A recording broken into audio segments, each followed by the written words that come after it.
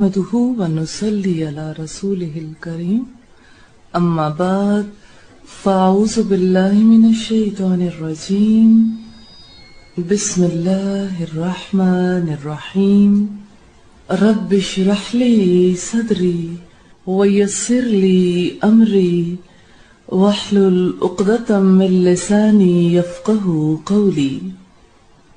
آج ہم قلب کے کچھ اوصاف اور اس کی کچھ مثالیں دیکھیں گے انشاءاللہ تعالی۔ قلب کسے کہتے ہیں؟ کیا قلوب مختلف ہو سکتے ہیں اپنے اپنے اوصاف کے اعتبار سے؟ دل تو ایک ہی مقصد کے لیے بنا تھا، لیکن یہ قلب مختلف کام کیوں کرتا ہے؟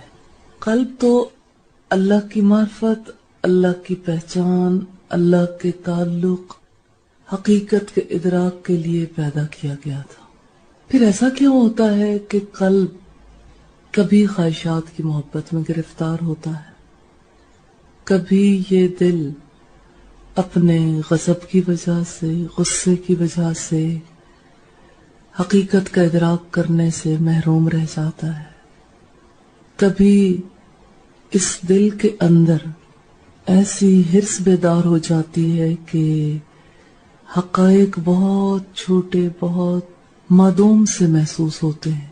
حقیقت کی طرف توجہ کرنے کے لیے انسان ضرورت ہی محسوس نہیں کرتا۔ ایک ہی قلب اور کام کتنے مختلف نوعیت کے۔ ایسا کیوں ہو جاتا ہے کہ کسی کا دل تو آئینے کی طرح شفاف ہو، کسی کا دل دھندلا جائے، اور کسی کے دل کا آئینہ شکل تو دکھائے لیکن ٹیڑھی میڑھی، اور ایک کی جگہ کئی شکلیں دکھائے، اور کسی آئینے کے زنگ میں سے کچھ بھی نظر نہ آئے۔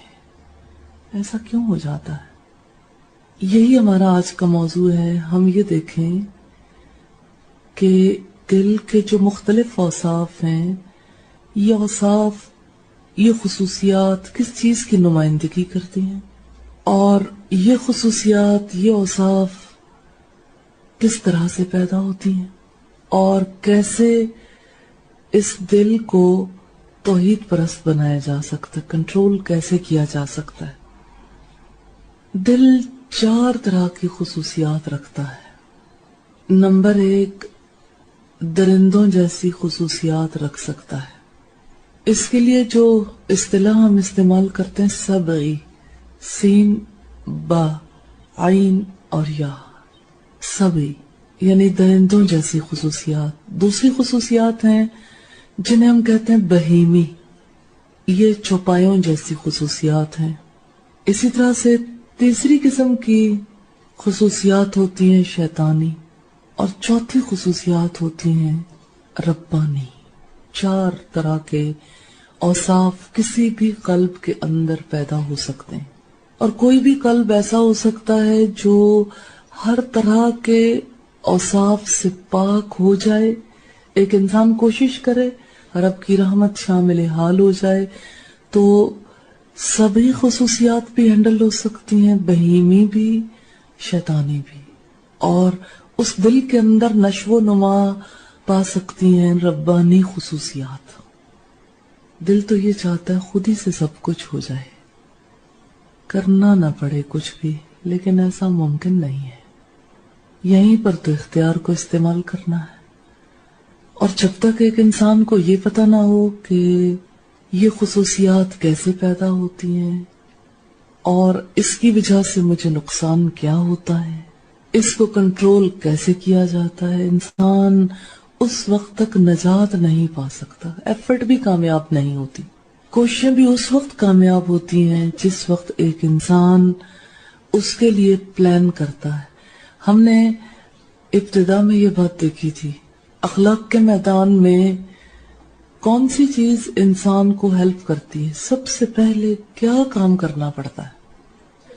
حسن نیت، حسن ارادہ۔ اگر حسن ارادہ ہوگا پھر اگلے کام ہوں گے۔ لیکن آپ دیکھیں کہ فرض کریں کہ ایک انسان جو ہے ارادہ کرتا ہے کہ اس سال میں نے حج کرنا ہے، بس ارادہ کر لیا، اور اس ارادے کی تکمیل کے لیے جو کچھ کام کرنے مطلوب ہے ان میں سے کوئی کام نہیں کیا، زیادہ راہ جمع نہیں کیا. پھر اپنے علاقے سے دوسرے علاقے تک پہنچنے کے لیے جو پراپر میتھڈولوجی ہے، جس پروسیس سے گزرنا ہے، اس کے لیے کوئی ایفرٹ نہیں کی. اور ایک انسان یہ توقع رکھتا ہے کہ میں براہ راست اللہ کے گھر میں پہنچ جاؤں، ممکن نہیں. کیونکہ ارادے کو پایہ تکمیل تک پہنچانے کے لیے انسان کو ایفرٹ کرنی پڑتی ہے. لیکن بہرحال یہ بات طے شدہ ہے کہ انسان نیت کر لے، ارادہ کر لے، پھر اس کی سوچ بچار میں پڑ جاتا ہے. پھر اس کو کرنے کے لیے کچھ نہ کچھ مصروف عمل ضرور ہو جاتا ہے. اس کی پاسبلٹیز دیکھتا ہے، اس کے لیے اسباب ذرائع کیسے فراہم کیے جا سکتے ہیں اس کے بارے میں دیکھتا ہے. پھر دعائیں بھی کرتا ہے، پھر اس کی فکر میں بھی لگا رہتا ہے. اب دیکھیے، یہ فکر جو ہے نا، جب انسان کو لاحق ہوتی ہے تو اس کی وجہ سے ایک انسان کنٹینیوسلی ایک اضطراب میں، ایک تکلیف میں مبتلا رہتا ہے. احساس اسی چیز کا نام ہے نا. ہم نے باطنی حواس کا عمل دیکھا تھا، تو باطنی حواس کا عمل کہاں سے شروع ہوتا ہے؟ خیال سے. اچھا، پھر خیال کے بعد کیا ہوتا ہے؟ حافظہ، یاد میں وہ بات رہی. پھر کیا ہوا؟ غور و فکر، اور اس کے لیے سوچ بچار. پھر اس کے بعد کیا ہوتا ہے؟ ذکر. اس کا ذکر، اس کی یاد، اور آخری چیز ہے احساس. پھر شدت کا احساس، پھر شدت کی تمنا بن جاتی ہے. کوئی بھی چیز اگر ایک انسان کے اندر یہ پروسیس پایہ تکمیل تک پہنچتا ہے، اور جس چیز کا انسان کو شدید احساس ہوتا ہے، اس کی زندگی میں فرسٹ پریورٹی پہ آ جاتی ہے وہ چیز. پھر انسان ہر طرف سے کٹ لگا کے اس کے پیچھے لگ جاتا ہے. اخلاق کے میدان میں یہ بات ذہن میں رکھیے گا. اپنے آپ کو برائیوں سے بچانا ہے، غلطیوں سے بچانا ہے. تو جس غلطی کا پتہ لگ گیا کہ یہ غلطی ہے، میرے اندر موجود ہے، پھر فقط وہ بات جو ہے یا وہ غلطی جو ہے، یہ ایک کوندے کی طرح لپک جانے والا خیال بن کر نہ رہ جائے، اندر چپک جائے. اس طرح سے کہ غور و فکر کریں، اس طرح سے کہ اس کا ذکر کریں، اس کے بارے میں فکر مند ہو جائیں، اور اس کے بارے میں اتنا غور و فکر کریں اور اتنا علم حاصل کرنے کی کوشش کریں، اور اس کے لیے جو بھی ذرائع ممکنہ ہوں وہ اختیار کریں کہ جس کی وجہ سے یہ غور و فکر جو ہے احساس بن کر، تڑپ بن کر زندگی کی فرسٹ پریورٹی پہ آ جائے کہ یہ کام کرنے والا ہے، اسے کرنا ہے. وہ کہتے ہیں نا، احساس مٹ نہ جائے تو کافی ہے. اگر احساس انسان کے اندر سے مٹتا نہیں ہے تو انسان کے لیے ایک احساس جو ہے وہ زندگی میں رول پلے کرنے کے لیے کافی ہو جاتا ہے. ایک احساس انسان کو پش کرتا ہے. یہ صرف موٹیویشنل فورس نہیں ہے، یہ پش کرنے والی قوت ہے. آپ یوں سمجھ لیں اس کی حیثیت زندگی میں ایسے ہی ہے جیسے آپ کی گاڑی اگر پیٹرول کے بغیر ہو تو گاڑی چل نہیں سکتی نا. حالانکہ سارے ہی پارٹس بالکل اپنی جگہ پہ، گاڑی بالکل فٹ ہے، لیکن آپ کی گاڑی میں ایندھن اگر موجود ہے تو اس کا مطلب ہے، یعنی جیسے آپ کے قلب کے اندر ایک خیال موجود ہے. اچھا، ایندھن موجود بھی ہو لیکن آپ گاڑی سٹارٹ نہ کریں، آپ اس کو سٹارٹ کیے بغیر سوچیں چل پڑے تو نہیں چلے گی. آپ اس کو سٹارٹ کرتے ہیں تو یہ غور و فکر کا سلسلہ ہے جو شروع ہو گیا. پھر آپ اس کو جیسے ریس پہ پاؤں رکھ دیتے ہیں تو یہ دراصل ان سارے انتظامات کے ساتھ احساس ہے. اب دیکھیں، آپ ایندھن کی وجہ سے گاڑی پش ہو رہی ہے، کوئی اسے بیرونی قوت دھکیل نہیں رہی، اندر ایک آگ جل پڑی ہے جس کی وجہ سے اب گاڑی چلے گی. تو یہ احساس انسان کو چلاتا ہے. تو رسول اللہ صلی اللہ علیہ وسلم کی حدیث کو دیکھتے ہیں. آپ صلی اللہ علیہ وسلم نے فرمایا، مَن رَأَى مِنْكُمْ مُنْكَرًا فَلْيُغَيِّرْهُ بِيَدِهِ. جو کوئی برائی دیکھے اس کو چاہیے کہ اپنے ہاتھ سے اسے مٹا دے، اس کو قوت کے ساتھ روک دے، اس کا قلع کما کر دے. اور اگر وہ ایسا نہیں کر سکتا تو اپنی زبان سے روکے، اور اگر وہ ایسا بھی نہیں کر سکتا تو دل میں برا جانے، اور یہ کمزور ترین ایمان میں سے. تو یہ جو دل کا احساس ہے، خواہ یہ دوسروں کی برائی کو دیکھ کر ہو یا اپنی برائی کو دیکھ کر ہو، یہ کمزور ترین ایمان میں سے، لیکن ہے یہ ایمان. اس ایمان کے ساتھ برائی کے احساس، برائی کے شعور کے ساتھ انسان برائی کو دور کر سکتا ہے. تو یہ احساس جو ہے یہ انیشل چیز ہے، لیکن اسی سے برائی کو دور کرنے کے عمل کا آغاز ہوتا ہے. اس سے غلطیاں، خطائیں، بدخلقی دور ہو سکتی ہے. دل کی اقسام کو ہم دیکھ رہے ہیں کہ دل کے اندر کس نوعیت کے اوصاف پیدا ہوتے ہیں. تو اوصاف ہم نے دیکھے 4 طرح کے. 4 کون سی قسمیں؟ اس کی ٹرمینالوجی ہم اچھے طریقے سے سمجھ لیں تاکہ آئندہ جب ٹرمینالوجی یوز ہو تو پھر مشکل پیش نہ آئے، کیونکہ اخلاق کے میدان میں یہ 4 اصطلاحات مسلسل استعمال ہوں گی. پہلی قسم کون سی ہے؟ سبعی. اس سے کیا مراد ہے؟ درندوں جیسی خصوصیات. ویسے لگتا ہے آپ کے اندر ایک درندہ چھپا ہوا ہوگا، یہ میرے اندر. دل مانتا ہے، تسلیم نہیں کرتا کہ ہمارے اندر درندگی ہو سکتی. اس لیے اس کو جاننے کی ضرورت ہے کہ کیسے انسان کے اندر درندگی در آتی ہے اور کیسے ہینڈل ہوتی ہے. اچھا، دوسری قسم کون سی ہے؟ بہیمی. قرآن حکیم میں یہ لفظ آیا ہے بہیم. کیسے؟ بہیمت الانعام. تو بہیمہ کسے کہتے ہیں؟ چوپائے کو. تو بہیمی خصوصیات سے کیا مراد ہے؟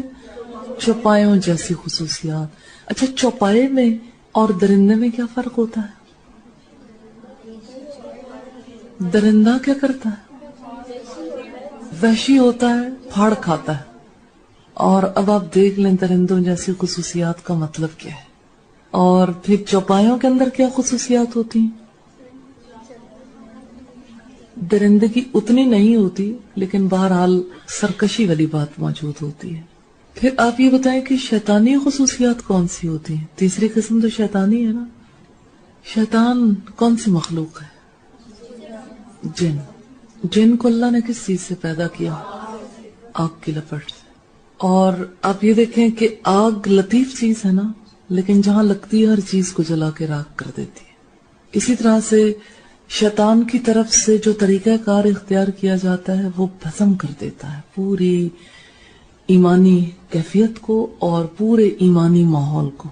ہم اس کو مزید ڈیٹیل میں دیکھیں گے انشاءاللہ. اور ربانی خصوصیات کون سی ہوتی؟ یہ 4تھی قسم ہے، ربانی. چلے رب کی بات بتائیے، آپ کو سب سے پہلا خیال کیا آتا ہے؟ اب یہ چیزیں ایسی ہیں جو فکر سے تعلق رکھتی ہیں نا، غور و فکر سے. رب کی خصوصیات، رب کی تو کیا ہی بات ہے، ملٹی ڈائمینشنل. لیکن رب کی جہاں پر بات آتی ہے رحم والی خصوصیات، اس کا یہ مطلب نہیں کہ باقی نہیں. نور بھی دیکھیں آپ، اس میں بھی رحمت ہے. اور اسی طرح سے وہ خصوصیات جو انسان کے اندر پیدا ہو جائیں تو انسان رحیم و شفیق ہو جاتا ہے اور دوسروں کے لیے باعث رحمت بنتا ہے. بے لوث، بے غرض شخصیت ذہن کے اندر آتی. 4 خصوصیات ہم نے دیکھی، سبعی، بہیمی، شیطانی اور ربانی. اب ہم دیکھیں گے انسان کے اندر کون کون سی خصوصیات ہیں. جیسے سبھی خصوصیات ہیں نا. اچھا، درندہ جب کسی کو پھاڑ کھانے لگتا ہے، بالکل یعنی اپنے آخری پوائنٹ پہ ہوتا ہے، اس کے اندر کون سی ایسی صفت ہوتی ہے جو اسے مجبور کرتی ہے پھاڑ کھاؤ؟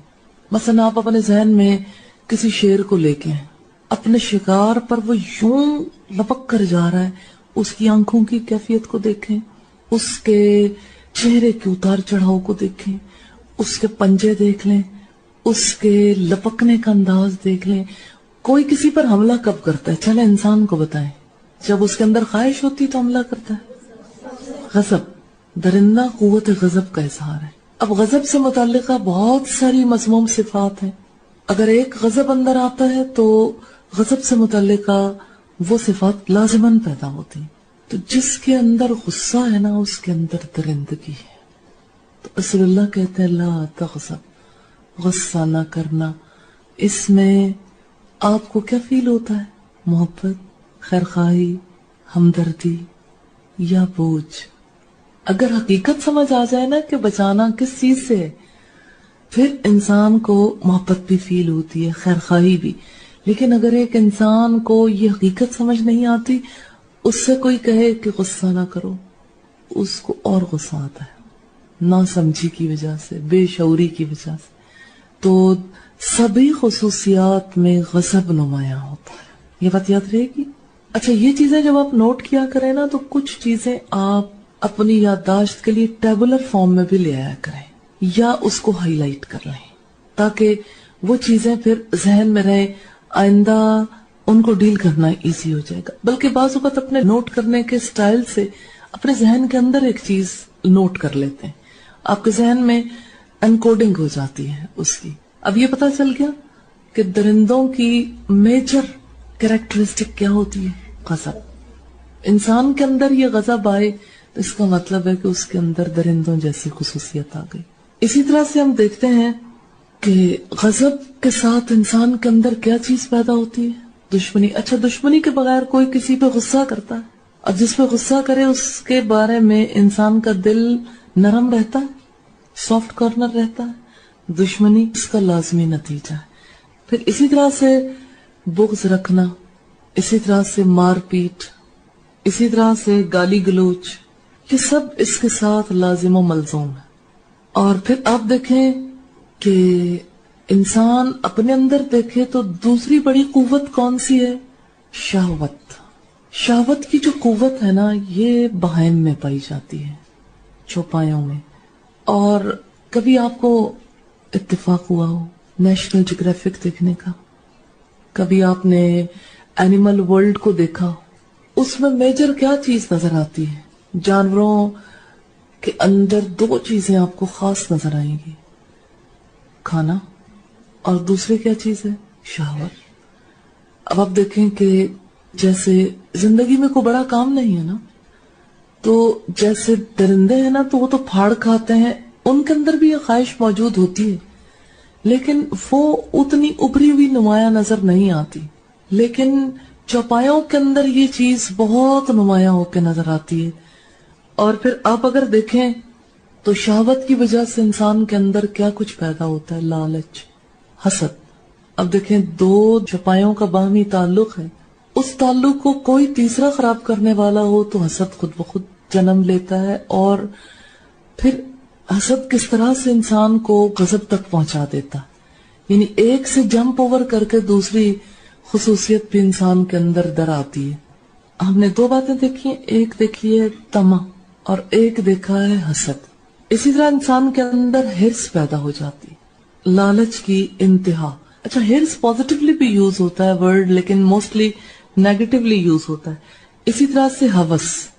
یہ خصوصیات ہرس، ہوس، طمع اور حسد، یہ چار بنیادی خصوصیات ہیں جو شہوت کی وجہ سے پیدا ہوتی ہیں. لیکن انسان عجیب مخلوق ہے. اللہ نے انسان کو بنایا اور اللہ تعالیٰ کہتے ہیں میں نے اس میں اپنی روح پھونک دی. اور جیسے قرآن حکیم میں آتا ہے یسألونک عن الروح، وہ آپ سے سوال کرتے ہیں روح کے بارے میں. قل الروح من امر ربی، کہہ دو روح تو میرے رب کے حکم سے. پھر پتہ کیا لگتا ہے کہ انسان میں ربانی خصوصیات بھی موجود ہیں، کیونکہ انسان کے اندر جو روح ہے وہ رب نے اپنی طرف سے پھونکی ہے. روح کی موجودگی کی وجہ سے بھی انسان کے اندر کچھ خصوصیات پیدا ہوتی. اب دیکھیں، جو چیز رب کی طرف سے ہے تو رب تو اعلیٰ ہے، رب تو برتر ہے، کبریائی اس کی ذات کے لیے. اور انسان دیکھیں اس روح کی وجہ سے اس کے اندر اپنی ذات کی بڑائی کا احساس پیدا ہوتا ہے. یہ جو خود پسندی ہے نا، اور انفرادیت پسندی ہے، اور منفرد رہنے کا جو شوق ہے، یہ بنیادی طور پر اسی روح کی وجہ سے ہے. اپنی ذات کی بڑائی کا احساس، انا پرستی. اور اگر آپ دیکھیں تو انسان اس کے مقابلے میں عبودیت کو یعنی غلامی کو، تواضع یعنی جھکاؤ کو، انکساری بچ کے رہنے کو، اور محکومیت کو ناپسند کرتا ہے. انسان کے اندر فطری طور پر یہ چیزیں موجود ہیں. اور یہ جو انسان کی خواہش ہوتی ہے نا، مجھے ہر بات کا پتہ رہے، یہ بنیادی طور پر اس خصوصیت کی وجہ سے کہ اس کی انفارمیشن میں ہر بات رہے. مثال کے طور پر ایک ماں چاہتی ہے مجھے اپنے بچے کے بارے میں ہر بات کا پتا. اسی طرح سے جو بزنس کرتا ہے اس کا جی چاہتا ہے کہ اپنے بزنس کے بارے میں کوئی چیز میرے سے چھپی بھی نہ ہو. اسی طرح سے جو کسی شعبے میں کام کر رہا ہے اور اپنے شعبے کے ساتھ اس کا تعلق ہے اور اس کو اللہ نے کوئی حیثیت بھی دے رکھی تو اس کا جی چاہتا ہے کہ ہر قسم کی انفارمیشن میرے پاس، چاہے اسے نہ ہو سکتی ہو لیکن ایک فطرت ہے اندر کی. کبھی آپ نے سوچا انسان تجسس کیوں کرتا ہے؟ تجسس کا مادہ کیوں ہے؟ کیونکہ وہ چاہتا ہے چیزیں میرے نوٹس میں آئے، مجھے پتا چلے. یہ کہاں سے پیدا ہو رہی ہے چیز پیچھے؟ کہ اللہ نے انسان کی روح کو پیدا کیا. کچھ ربانی خصوصیات ہیں جو انسان کے اندر در آتی ہیں، لیکن اصلاً جو چیز اللہ کا حق ہے سم ٹائمز انسان اپنے آپ پہ سے باہر ہوتا ہے تو اللہ کے حق کو بھی لینا چاہتا ہے، اپنے آپ کو اتنی بڑائی تک لے جانا چاہتا ہے. پھر دیکھیں آپ، اسی خصوصیت کی وجہ سے انسان کو جاہل رہنا ناپسند ہے. آپ دیکھیں کوئی جتنا بڑا کسی کو پسند نہیں ہے، اور علم کی طرف نسبت ہر ایک کو پسند ہے، چاہے انسان اس کے لیے کوشش کر رہا ہو یا نہ کر رہا ہو. علم کی نسبت پسند ہے، جہالت کی نسبت انسان کو پسند نہیں ہے. پھر آپ دیکھیں کہ یہ علم ہے جس کی وجہ سے انسان اشیاء کی حقیقت کا، معرفت کا پتہ چلاتا. علم کے بغیر کسی چیز کی حقیقت پتہ نہیں چلتی، پہچان نہیں ہوتی. حالانکہ تمام حقائق کا احاطہ کرنا انسان کے بس کی بات نہیں ہے. اسی طرح سے آپ دیکھیں انسان چاہتا ہے کہ دوسروں پر تسلط حاصل کر لے، اور آپ سے زیادہ اس کا کون ایکسپیرینس طور پر آپ اپنے گھر میں دیکھیں، کوئی چاہتا ہے کہ آپ پر اس کا تسلط رہے، آپ اس کی رائے کو مانیں، جو وہ کہیں آپ ہر بات بے چونو چرا مانتے چلے جائیں. کوئی ہے ایسا؟ وہ کون ہے؟ پیرنٹس. یہ پیرنٹس کیوں چاہتے ہیں؟ آج آپ کے پیرنٹس ہیں، کل آپ بھی پیرنٹس بننے والے ہیں. آپ دیکھیں کہ ایک انسان دوسروں پر اگر تسلط چاہتا ہے، آپ طلحہ سے پوچھیں طلحہ کتنا تسلط رکھنا چاہتی ہیں؟ طلحہ دل چاہتا ہے نا کہ یعنی آپ جو کام کر رہی ہو اس بارے میں سب لوگ آپ کی بات مانیں. اگر نہیں مانیں گے تو کام خراب ہو جائے گا، اور آپ کا جی چاہتا ہے کہ سب آ کے آپ کو رپورٹ دیں. ایسا ہوتا ہے نا.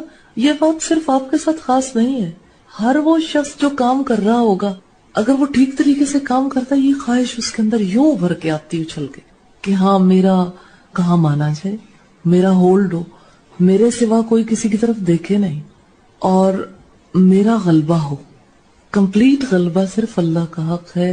دوسروں کی مانی جا سکتی ہے، ان کے غلبے کو تسلیم کیا جا سکتا ہے، کہیں کرنا فرض بھی ہوتا ہے، تسلیم کیا جا سکتا ہے، لیکن اگر وہ حق ناحق کی شناخت کرنا پھر ضروری ہے. اگر ناحق ہو پھر ماننا ظلم ہے، اور اگر حق ہو تو پھر ظاہر ہے کہ ماننا ہی عدل ہے. تو عدل کے خلاف ہے نا ظلم. اس لحاظ سے اگر ہم دیکھیں تو جو انسان کے اندر برتری کی خواہش ہے نا، اور انسان کے اندر جو دوسروں پر تسلط کی خواہش ہے، اور ہر انفارمیشن پاس رکھنے کی جو خواہش ہے، یہ ربوبیت کی خصوصیات میں سے، اور یہ انسان کے لیے ممکن نہیں ہے. عبدیت کی یہ صفات نہیں ہے، غلامی کی یہ صفات نہیں ہے. انسان اپنے قوت غضب اور قوت شہوت میں کہیں درندوں کے ساتھ جا ملتا ہے، کہیں چوپایوں کے ساتھ، لیکن باوجود اس اشتراک کے یہ بات ذہن میں رکھیے گا، انسان کے پاس قوت تمیز ہے. انسان اچھے برے کی پہچان رکھتا ہے. کیوں؟ فَأَلْهَمَهَا فُجُورَهَا وَتَقْوَاهَا. کسی درندے، کسی جانور پر اللہ نے اس کی اچھائی برائی الہام نہیں کی، انسان پر الہام کر رکھی ہے. اور اس لحاظ سے اگر آپ دیکھیں ایک انسان کے اندر یہ جو قوت تمیز ہے نا، یہ قوت تمیز انسان کو ربانی احکامات کی پابندی اور انسانی دائرے کے اندر رہنے کے لیے اکساتی. کیا اچھا ہے، کیا برا، کیا خیر ہے، کیا شر، کیا حق ہے، کیا ناحق، یہ کیسے پتا چلتا ہے؟ قوت تمیز سے. اچھا آپ دیکھیں کہ جیسے ایک جانور کچھ کھانا چاہتا ہے، اس کو عین کھانے کے موقع پر کوئی ضرورت نہیں سوچنے کی، اس کے پاس اتنا شعور ہی نہیں، نہ وہ یہ سوچے گا کہ حلال ہے یا حرام، نہ وہ یہ سوچے گا کہ میں کتنا کھا لوں کتنا چھوڑ دوں. یہ فیصلہ ڈیمانڈ پر ہوگا، جتنا وہ اپنا زور لگا سکے گا اتنا کھا لے گا. جب اس کی کھانے کی قوت ختم ہونے لگے گی، اس کی حرص ختم ہو جائے گی، اس کے اندر کی خواہش ختم ہو جائے گی تو چھوڑ دے گا. اس کا مطلب یہ ہے کہ اس نے کوئی فیصلہ عقل کی بنیاد پر نہیں کیا. جو اسے مل گیا اس نے نہ سوچا نہ سمجھا، بس جو اس سے ہو گیا سو ہو گیا. جانوروں کے اندر یہ خصوصیت ہے نا، اس کے مقابلے میں انسان جو ہے وہ کیا کرے سے پہلے حلال یا حرام ہونے کا اندازہ لگائے، پھر حلال اور حرام کا بھی اگر اندازہ ہو گیا حلال ہے پھر بھی اصول ہے، استعمال کرتے ہوئے دوسروں کا حق دیکھے. دیکھیں یہ قوت تمیز انسان کو کہاں لے جاتی ہے نا، اوپر درندوں سے چوپایوں سے کتنا اوپر.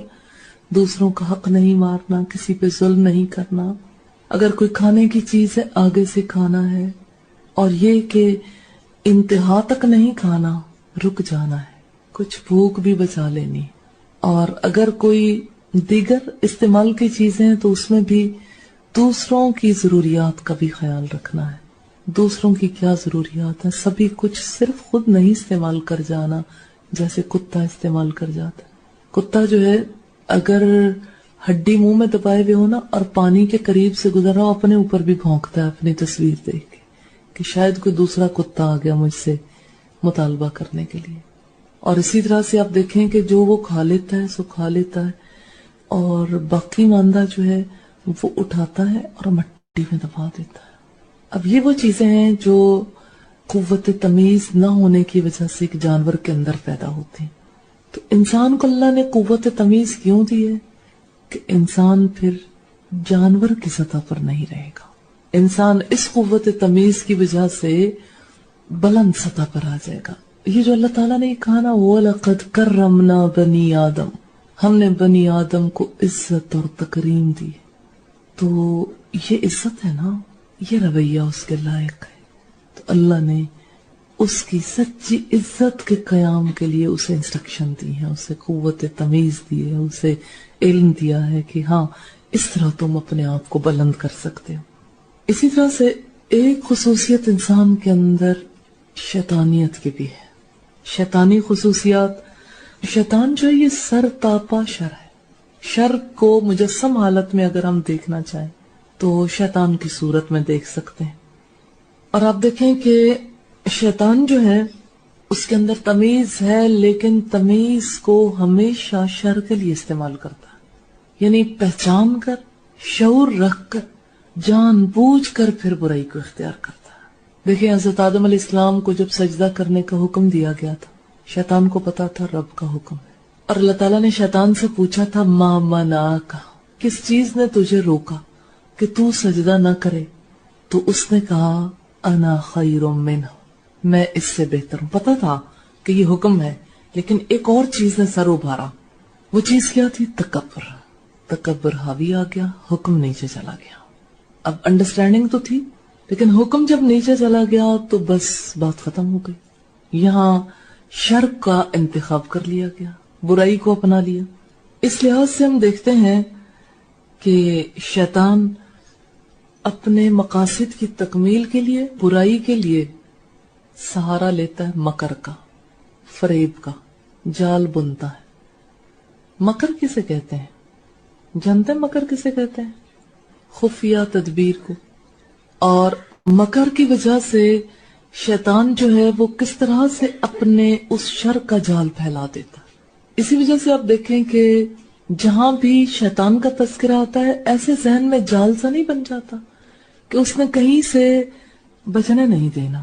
جیسے مکڑی کا جال ہوتا ہے نا، ہے شیطان کا جال اسی طرح کا، لیکن ایک مکھی کے لیے، ایک مچھر کے لیے وہ جال موت کا پیام بن جاتا ہے، تو وہ جال سے نکل نہیں پاتے.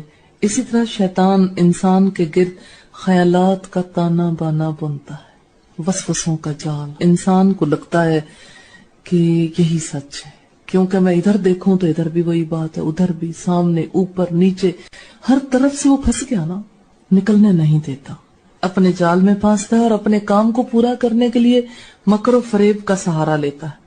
اور آپ دیکھیں کہ جہاں عین نیکی کی خواہش بیدار ہو رہی ہوگی نا، انسان نیکی کرنا چاہتا ہے، عین اس جگہ پر وہ شر کا بیج بو دیتا ہے۔ مثال کے طور پر دیکھیں، کسی کا بہت جی چاہ رہا ہے اللہ کے راستے میں صدقہ و خیرات کرنے کے لیے، چلیں آپ ذرا اپنی زندگی کے کسی واقعے کا تصور کریں، اپنی مثال دیکھ لیں، اپنے پیرنٹس کی، اپنے ارد گرد والوں کی۔ زیادہ اچھا یہی ہوتا ہے انسان ذاتی مثال دیکھے، کیونکہ اندر تک کے حالات کو انسان سمجھ سکتا ہے۔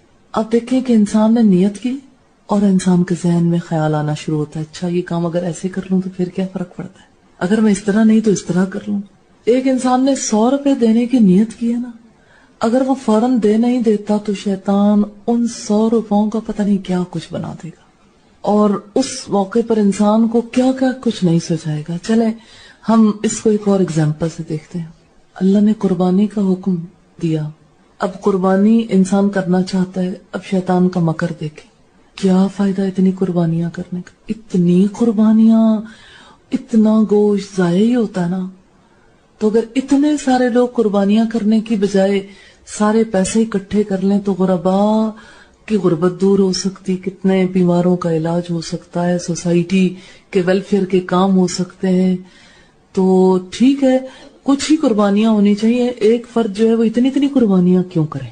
کہ ایک فرد اگر چاہتا ہے کہ میں 2 قربانیاں کر لوں تو کہتے ہیں یہ تو اسراف ہے۔ دیکھیں آپ این نیکی کے جذبے کو شیطان کس طرح کو چلتا ہے۔ رسول اللہ اگر 100 قربانیاں کریں اسراف نہیں، اور ہم ایک سے دوسری کرنے لگیں تو شیطان کہتا ہے کیا فائدہ، چلو یہ کسی اور کام میں لے آؤ، نیکی کرنی ہے نا کچھ اور کر لو۔ تو اب دیکھیں کہ یہ پہلے تو کسی ایک شخص کے دل میں ہوگا، پوری سوسائٹی کا یہ ایشو بن چکا، لوگ برملا کہتے ہیں کیا اتنی قربانیاں دینے کا کیا فائدہ، چلو ہم کسی غریب بچے کی تعلیم کے اخراجات اٹھا لیتے ہیں، فلاں کام کر لیتے ہیں۔ آپ نے نیت نہ کی ہوتی اور بات تھی، اب جب نیت کر لی، نیت کرنے کے بعد پھر اس نیت کو ختم کرنا، یہ کتنے ظلم کی بات ہے۔ تو دیکھیں عین خیر کا جذبہ ہے دل کے اندر اور وہاں پر شر پیدا کر دیا۔ اچھا میری ابھی پچھلے دنوں میں اپنی فیملی میں سے کسی کے ساتھ ملاقات ہوئی اور انہوں نے مجھ سے کہا کہ بس مجھے یہ سمجھ نہیں آتی کہ لوگ یہ عمرے پہ عمرہ اور حج پہ حج کیوں کرتے ہیں۔ تو یہ ہے کہ اگر یہی سرمایہ جو وہاں جانے کے لیے لگتا ہے، یہی سرمایہ اگر غرباء کے لیے لگے، اگر یہ ان افراد کے لیے لگے جو 2 وقت کی روٹی کے محتاج ہیں، تو کتنا فائدہ ہو سکتا ہے۔ ایک دفعہ عمرہ کر لینے سے جی نہیں بھرا، ایک دفعہ حج کرنے کے بعد اب دوبارہ حج کرنے کی کیا ضرورت ہے؟ اب جو صاحب مجھ سے بات کر رہے تھے انہوں نے ایک بھی حج نہیں کی، کہنے لگے میں تو اس بات کے خلاف ہوں کہ ہم تو اللہ کی ملاقات کے لیے حج کرنے کے لیے وہاں پہنچے اور ہمارے پیچھے سے اتنے یتامہ، اتنے غریب، اتنے مسکین جو ہیں وہ بھوکوں مرتے رہے۔ تو ہمارا پہلا فرض ان کی غربت دور کرنا ہے یا پہلا فرض وہاں جانا ہے؟ اب آپ دیکھیں شیطان نے کس نوبت کو پہنچا دیا۔ دل چاہا ہوگا کہ اللہ کے گھر کو جاؤں، فرض ادا کروں، لیکن شیطان تمنا میں حائل ہو گیا۔ شیطان کا یہ کام ہے بنیادی طور پر کہ وہ خیر کے کام کو کرنے نہیں دیتا۔ حالانکہ آپ دیکھیں کہ اللہ کے گھر میں جانا، اللہ کی ملاقات کو جانا، اس بارے میں کوئی شخص زبان کھولنے کی ضرورت کیوں محسوس کرتا ہے؟ مثلا اپنے گھر میں جانے کے لیے تو اسے کبھی یہ فیل نہیں ہوا کہ اسراف ہوگا اگر میں ایک دفعہ گھر چلا گیا اور اب میں نے دوسرے دن گھر جانا ہے تو اب مجھے نہیں جانا چاہیے۔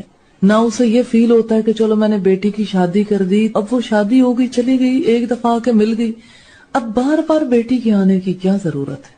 اسراف نہیں ہے۔ وہ دوسرے ملک سے سفر کر کے یہاں آتی ہے اور ہم رو رو کے اور آہو فریاد کر کر کے اپنے بچوں کو بلاتے ہیں، اتنا سرمایہ لگتا ہے۔ کسی کو کبھی خیال آیا کہ یہ جو ٹریولنگ ہے ویسٹ کی جانب، وہاں آنا اور جانا، یہ بھی کوئی یعنی دل کے اندر خیال آ جائے کہ یہ کام نہیں ہونا چاہیے؟ تو آپ دیکھیں کہ ناچ گانے کی محفلوں، شادیوں پر کروڑوں روپیہ لٹایا جائے، خیال نہیں آئے گا۔ پھر آپ دیکھیں کہ ایک انسان جو ہے وہ اپنی طرف سے کتنے ہی ضیاء کے کام کر رہا ہو، ایسے ہی محض اپنے دل کی خوشی کے لیے ملکوں پھر رہا ہو، خیال نہیں آئے گا. لیکن اگر ملکوں پھرتے ہوئے سے یہ خیال آئے نا کہ چلو اس دفعہ میں کسی اور ملک جاتے ہوئے ذرا عمرہ بھی کر کے چلا جاؤں، فوراً اس کو خیال آ جائے گا غربا کا. کبھی اس کے دل میں خیال آئے گا فیملی کی بیواؤں کا، کبھی کسی اور کا. یہ خیال کہاں سے آیا؟ عین خیر کے موقع پر شر کہاں سے پھوٹ پڑا؟ خیر کے مقام پر شر کا بیج شیطان ہوتا ہے. یہ کام وہ کرتا ہے، یہ شیطانیت ہے. آپ کے دل میں کبھی کوئی نیکی کے کام کرتے ہوئے کوئی خیال آیا؟ کبھی آتا ہے یا کبھی نہیں آیا؟ آتا ہے نا. جتنا آپ خود شناس بنیں گے نا اتنا خود کو ہینڈل کرنا آسان ہوگا انشاءاللہ تعالی. تو اس لحاظ سے اگر ہم دیکھیں تو شیطان مکر و فریب کے جال کے ذریعے سے خیر کے مقام پر شر کا بیج بو دیتا ہے. اور پھر آپ دیکھیں کہ جو افراد یہ کام کرتے ہیں، ایک تو شیطان کرتا ہے نا، انسانوں میں سے بھی کچھ لوگ شیطان کے ایجنٹ بن جاتے ہیں. معذرت کے ساتھ کام ہے تو شیطانوں کا، جو خدمت انجام دے رہا ہو اس کو کیا کہیں؟ شیطانی خدمتگاروں کو کیا کہا جا سکتا ہے، جبکہ شیاطین من الجن والانس کا تذکرہ تو اللہ کی کتاب میں بھی ملتا ہے. انسان بھی یہ کام انجام دیتے. اب آپ دیکھیں جیسے کوئی نیکی کا کام کرنا چاہتا ہے نا، اس کو جو فرد روک رہا ہے وہ کیا کر رہا ہے؟ وہ انسان کے روپ میں کون ہے؟ اور ہم کہتے ہیں نہیں اس کے ساتھ تو ہمارا تعلق ہے. وہ شیطان کیسے ہو سکتا ہے؟ میں یہ کام کروں تو میرے اندر بھی یہی صفت پیدا ہوگی، اللہ مجھے بچائے رکھے. آپ یہ کام کریں تو آپ کے اندر بھی وہی صفت ہے. اور اگر آپ کے پیارے عزیز و اقارب یہ کام کریں تو وہ کیا ہو جائیں گے؟ وہ بھی اسی محل اسی مقام پر آ جائیں. اور انسان یہ فرائض انجام دیتے ہیں اتنے کہ شیطان سے بھی زیادہ. شیطان اپنی یہ خدمت جو ہے نا انسانوں سے لیتا ہے. آپ دیکھیں جن لوگوں کے درمیان مینٹل ہارمنی ہوتی ہے نا، یا جو لوگ ایک مقصد کے تحت کام کر رہے ہوتے ہیں، ایک دوسرے کو کچھ بھی نہ کریں وہ اس مقصد کے تحت پھر ایک ہو جاتے ہیں. نیکی کا مقاصد کے لیے ایک انسان بے شک کہیں کسی مقام پر موجود ہو، اس کو یہ پتا ہے کہ میں نے اپنے رب کی خاطر زندہ رہنا اور رب کا کام کرنا ہے، رب کے کاموں کی مدد کرنی. پھر کیا ہوتا ہے، کوئی بلائے یا نہ بلائے کیا کیفیت ہوتی ہے؟ ایسے ہی انسان اٹھ کھڑا ہوتا ہے نا.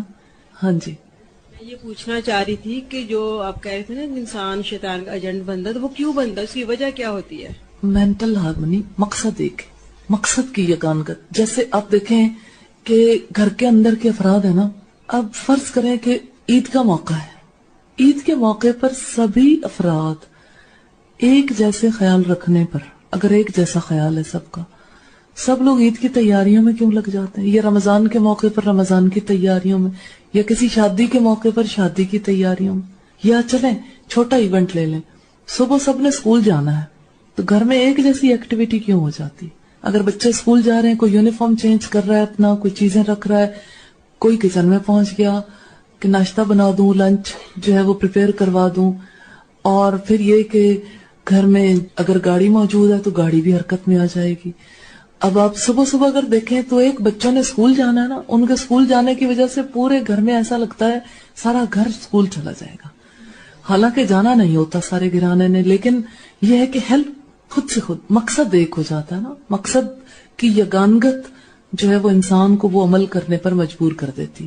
تو یہ مقصد ایک کیسے ہوتا ہے، یہ دراصل آپ پوچھنا چاہتے ہیں کہ یہ کام مشترکہ طور پر کیسے انجام پانا شروع ہو جاتا ہے. ایک انسان جب اپنی زندگی کے مقصد کا شعور نہیں رکھتا، اس مقصد کے شعور نہ ہونے کی وجہ سے جو بے شعوری کی حالت ہے، جہالت کی حالت ہے، جو قلب کی سرزمین کے اندر جہالت بو دی گئی ہے، ہی جہالت، ہر طرف جہالت ہی اگی ہوئی ہے. یہ سرزمین شیطان کے لیے بہت سازگار ہے. شیطان اس میں شر بوتا چلا جاتا ہے، ایک انسان کو پتہ بھی نہیں چلتا، اور وہ پورے طریقے سے شیطانی مقاصد کے لیے پریپیئر ہو جاتا ہے. غلاظت سے نکالنا بہت مشکل ہے. اور آپ دیکھیں کہ کسی چیز کا غلاظت کے اندر گر جانا، مثال کے طور پر فرض کریں کہ اچانک کسی کا پاؤں پھسلا، کوئی کیچڑ میں جا گرا، تو کپڑوں کا خراب ہو جانا، جسم کے اوپر کیچڑ کا لگ جانا اور چیزوں کا گر جانا کتنے لمحوں میں ہوتا ہے؟ اچانک یعنی ہر چیز ہی کیچڑ میں بھر گئی. لیکن اس کیچڑ سے اپنے آپ کو صاف ستھرا کرنا، اپنے لباس کو، ہر چیز کو پراپر فارم میں لانا، یہ بھلا اتنی دیر کا کام ہوگا یا زیادہ ٹائم لگتا ہے؟ کتنا ٹائم کنزیومنگ ہو جاتا ہے. سم ٹائمز وہ داغ ہی نہیں اترتے، سم ٹائمز وہ اسمیل نہیں جاتی، لمبا کام ہو جاتا ہے. اسی طرح سے جو گندگی میں لتھڑنا ہے نا، یہ بہت آسان ہے. مثلا کسی کا قدم پھسلا اور کوئی گٹر کے اندر جا گرا، اب آپ دیکھیں کہ اس کو جو غلاظت چمٹ گئی ہے، تو اس غلاظت سے نکلنا، دیکھیں لوگوں کی بعض اوقات ڈیتھ ہو جاتی، اور اس سے نکل کر پھر اس کو صاف ستھرا کرنا اور اپنے آپ کو بالکل پہلے والی حالت میں لانے کے لیے کتنا وقت چاہیے نا. اور آپ دیکھیں اس غلاظت کے اثرات کہاں کہاں ہوں گے. جہاں بھی کوئی شخص غلاظت کے اندر سے لتھڑ کر آیا، جہاں جہاں وہ جائے گا وہاں وہاں گندگی پھیلے گی. تو مقاصد کا ہم آہنگ ہونا ان مقاصد کے لیے کام کرنے پر فورس کرتا ہے انسانوں کو. آپ نے کبھی فیل نہیں کیا کہ جب چار گھرانے اگر اکٹھے رہتے ہیں نا، اگر ان کے مقاصد ایک ہوں، ان کے اندر جذبے ایک ہوں، تو ان کی ملاقات بھی بہت رہتی ہے. جب بھی کوئی کام ہو سارے اکٹھے ہو جاتے ہیں اس کام کو کرنے کے لیے. لیکن اگر آپس کی ہم آہنگی نہ ہو، مقاصد کا اشتراک نہ ہو، تو پھر یہ امکان نہیں رہتا. بہرحال ہم دیکھ رہے تھے کہ شیاطین صرف جنات ہی نہیں ہیں، انسانوں کے اندر یہ خصوصیات بدرجہ اتم پیدا ہو جاتی ہیں.